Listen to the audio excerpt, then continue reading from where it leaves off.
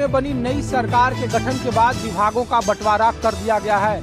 एक बार फिर नीतीश कुमार के पास गृह, कार्मिक समेत कई महत्वपूर्ण मंत्रालय हाथ लगे हैं। बीजेपी के शीर्ष नेतृत्व के हरी झंडी मिलने के बाद बीजेपी और जनता दल यूनाइटेड और उनके सहयोगियों के बीच बिहार में विभागों का बंटवारा हो चुका है। बिहार मंत्रिमंडल में विभागों के बंटवारा को मिल रही जानकारी के मुताबिक सीएम नीतीश कुमार ने अपने पास 5 मंत्रालय रखे हैं। डिप्टी सीएम सम्राट चौधरी और सीएम विजय सिन्हा को 9 विभाग दिया गया है।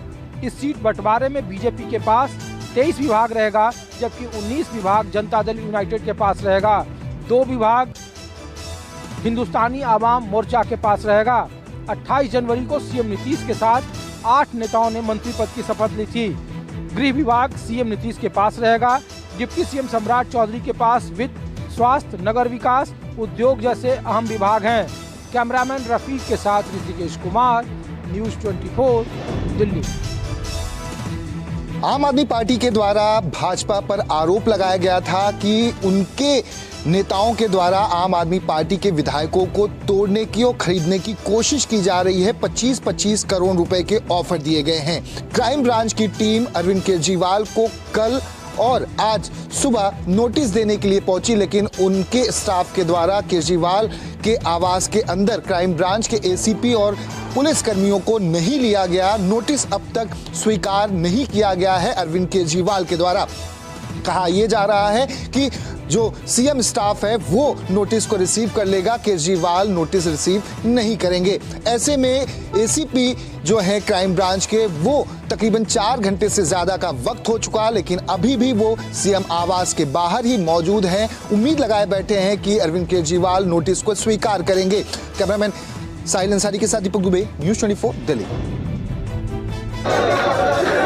पश्चिम बंगाल की मुख्यमंत्री ममता बनर्जी 100 दिन मनरेगा का पैसा नहीं मिलने की वजह से देखिए मुख्यमंत्री ममता बनर्जी किस तरह से रेड रोड पे धरने पे बैठी हुई हैं। लगातार मुख्यमंत्री ममता बनर्जी यहाँ पे जिस तरह से केंद्र सरकार के द्वारा जो पैसा नहीं मिल पा रहा है उसको लेकर तमाम टीएमसी के सांसद, विधायक और टीएमसी के कार्यकर्ता यहाँ पूरे पश्चिम बंगाल से पहुंचे हुए हैं। दीदी देखिए खुद ही मंच पे लगातार 48 घंटा उन्होंने जिस तरह से धरना प्रदर्शन का यहाँ पे आह्वान किया था, उसी के साथ मुख्यमंत्री ममता बनर्जी देखिए यहाँ पे है। और दूसरी तरफ देखिए पूरे पश्चिम बंगाल से कार्यकर्ता यही पहुंच रहे हैं। मनरेगा का जिनका पैसा नहीं मिला, 100 दिन का पैसा नहीं मिला है, वो लोग भी यहाँ पे पहुंचे हुए हैं। और मुख्यमंत्री ममता बनर्जी लगातार केंद्र सरकार पे हमला बोल रही है। तो वहीं दूसरी तरफ मुख्यमंत्री ममता बनर्जी कांग्रेस पार्टी पे भी हमलावर हो चुकी है। दीदी ने साफ तौर पे कहा है कि पूरे पश्चिम बंगाल की 42 सीटों से यहाँ पे टीएमसी पार्टी चुनाव लड़ेगी। और राहुल गांधी का जिस तरह से यहाँ भारत जोड़ो न्याय यात्रा पहले पश्चिम बंगाल से शुरू किए थे, यदि उनमें दम है तो उत्तर प्रदेश से शुरू करते और बनारस में जाकर वहां पे बीजेपी को हरा के दिखाते। कैमरामैन पंकज के साथ मनोज पांडे, न्यूज़ 24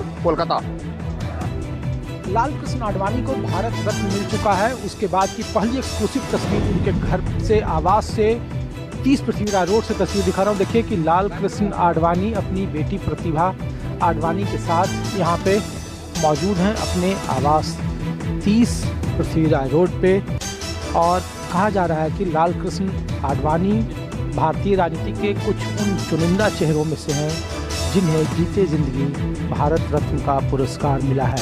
लाल कृष्ण आडवाणी को भारत रत्न देने की सूचना खुद देश के प्रधानमंत्री नरेंद्र मोदी ने दी।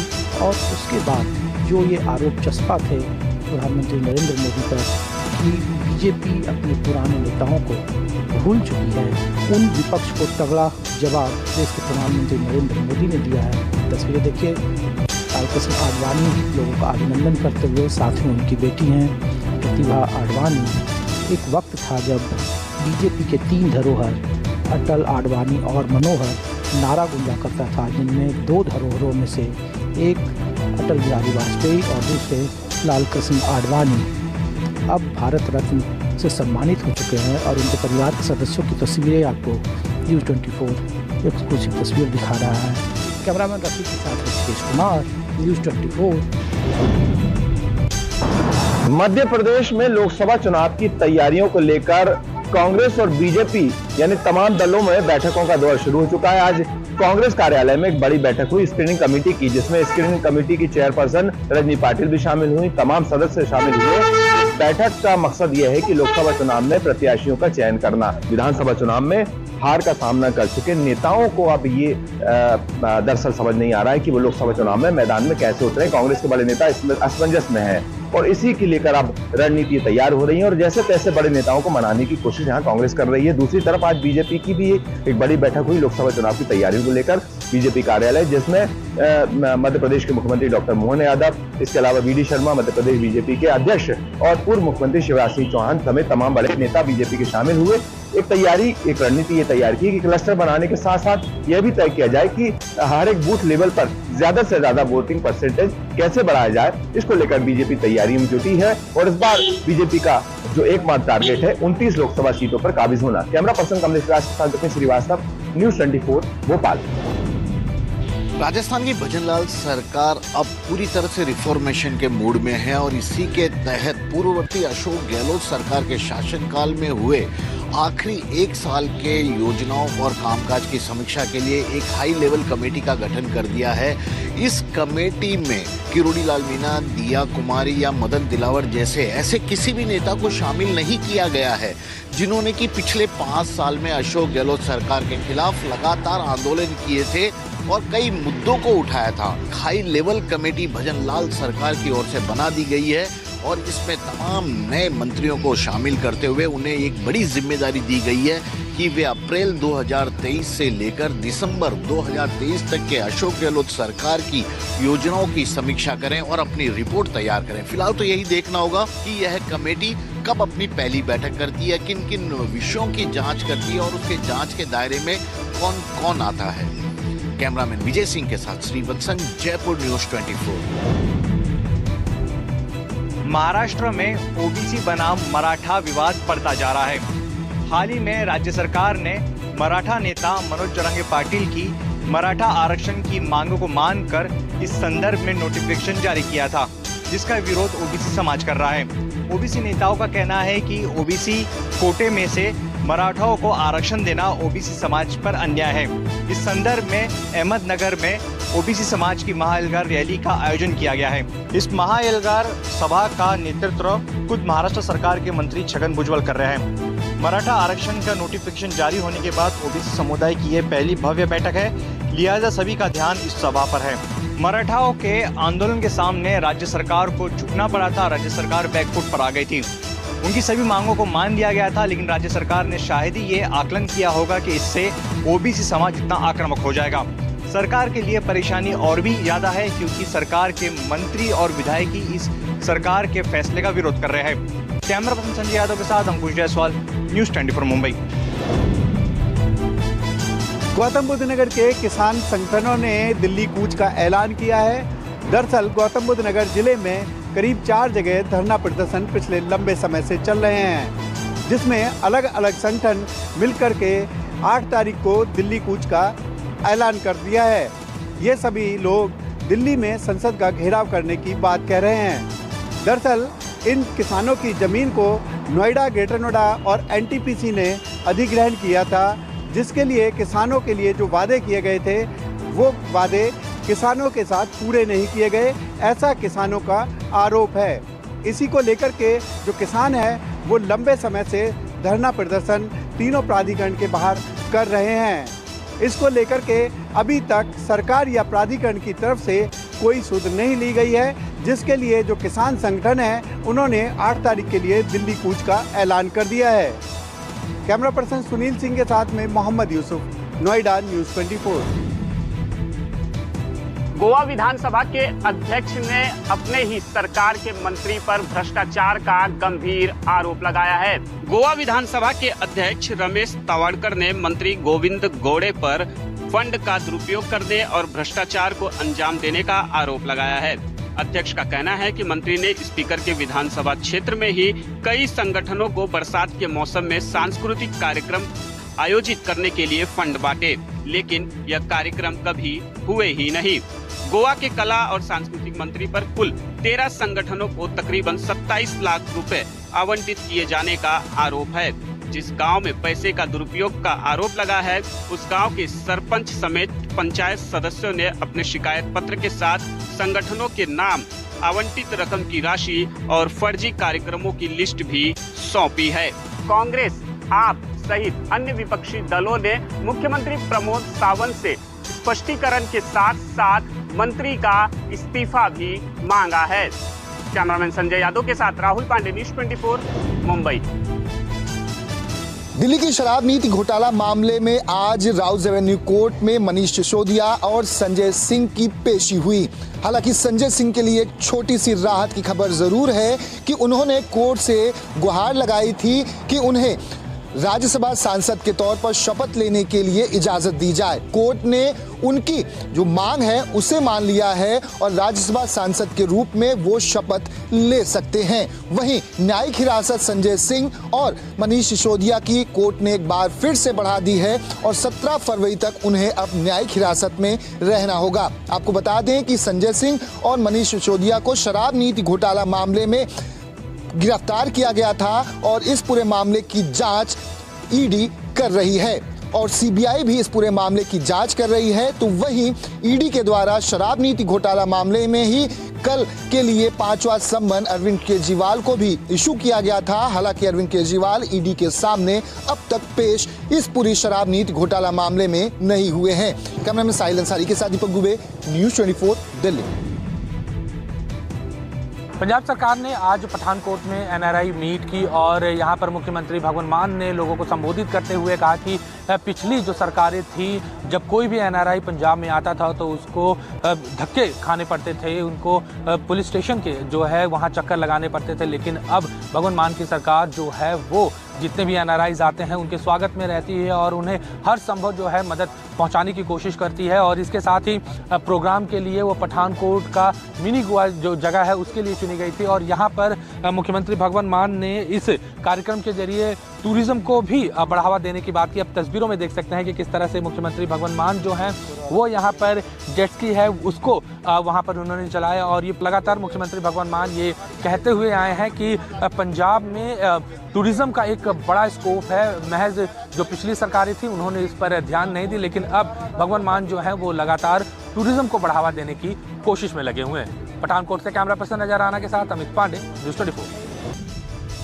बीजेपी सांसद रीता बहुगुणा जोशी को चुनाव आचार संहिता के एक मामले में एमपी एमएलए कोर्ट ने पहले सजा सुनाई, बाद में उन्हें जमानत भी मिली। भारतीय जनता पार्टी की सांसद रीता बहुगुणा जोशी को 2012 के यूपी विधानसभा चुनाव के दौरान आचार संहिता का उल्लंघन करने के मामले में 6 महीने की कैद की सजा सुनाई गई और 1100 रुपए का जुर्माना लगाया गया।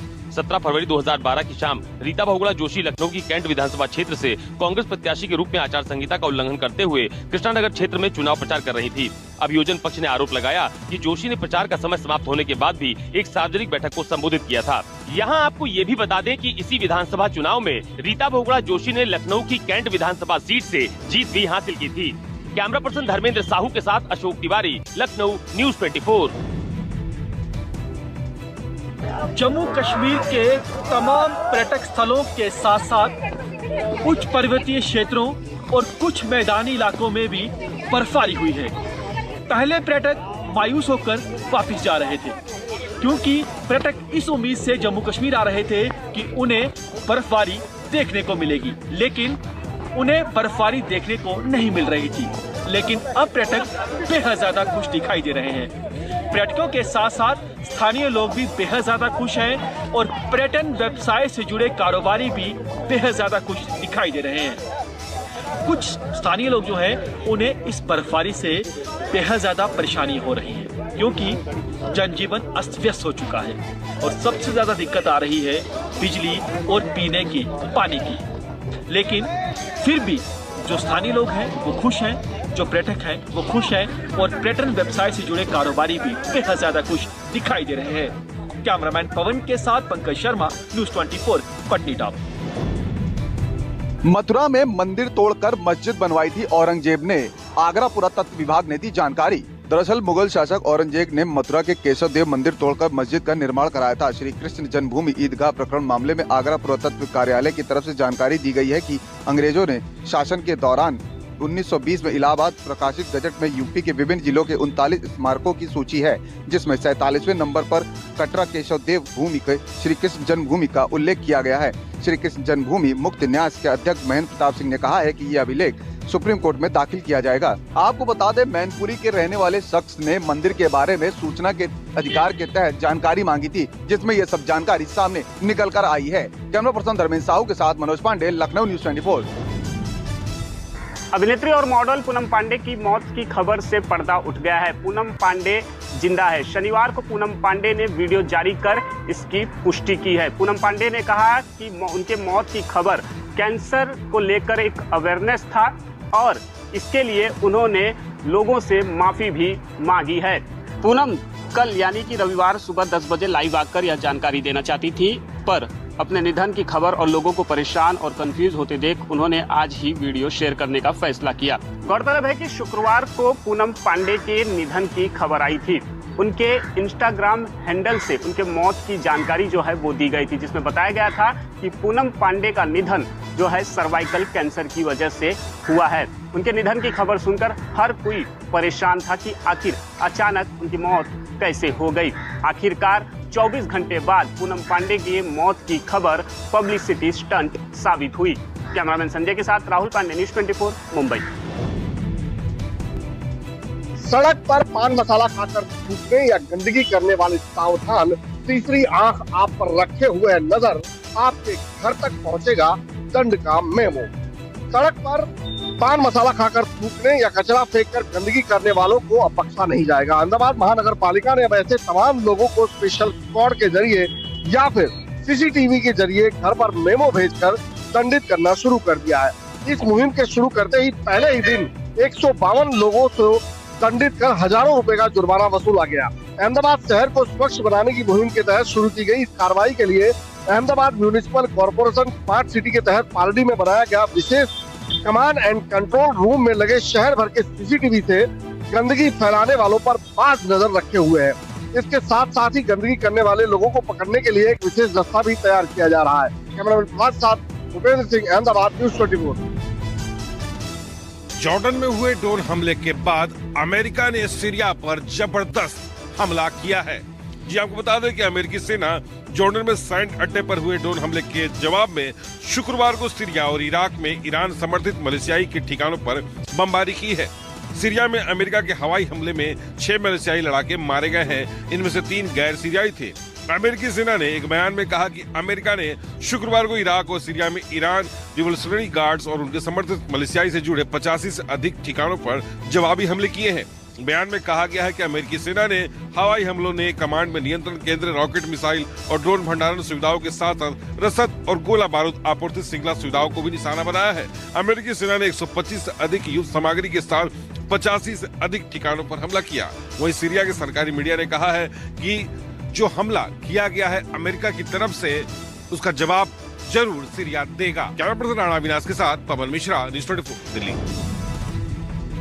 हिमाचल के बद्दी में जिस तरह से केमिकल फैक्ट्री में दर्दनाक हादसा हुआ है, उसको लेके हिमाचल सरकार ने इस मामले में एक FIR भी दर्ज कर ली है। बेशक NDRF और आर्मी की जो फायर ब्रिगेड की टीमें थी, उन्होंने आग को ज़्यादातर एरिया में काबू पा लिया है, लेकिन वहीं पर आग अब भी कई स्थानों पर लगी हुई है। और इसी के चलते ही जिस तरह से कल हादसा हुआ, वहां पर भारी तादाद में केमिकल पड़े हुए थे और केमिकल जैसे ही आग की चपेट में आए तो फैक्ट्री में धुआं ही धुआं फैल गया और आग ही आग दिखाई देने लगी। क्योंकि फैक्ट्री में इस समय 85 के करीब जो लोग थे वो काम कर रहे थे, और चाहे वो महिलाएं थी, पुरुष थे, इधर उधर भागने लगे। और कुछ लोग फैक्ट्री की छत के ऊपर भी जा चढ़े और फैक्ट्री की छत से कुछ लोगों ने छलांग भी लगा दी। इनमें से 5 लोग काफ़ी गंभीर तौर पर जख्मी भी हुए, जिनको चंडीगढ़ के PGI हॉस्पिटल में भर्ती करवाया गया। और वहीं पर आज हिमाचल के मुख्यमंत्री ठाकुर सुखविंदर सिंह सुक्खू घटनास्थल का दौरा भी कर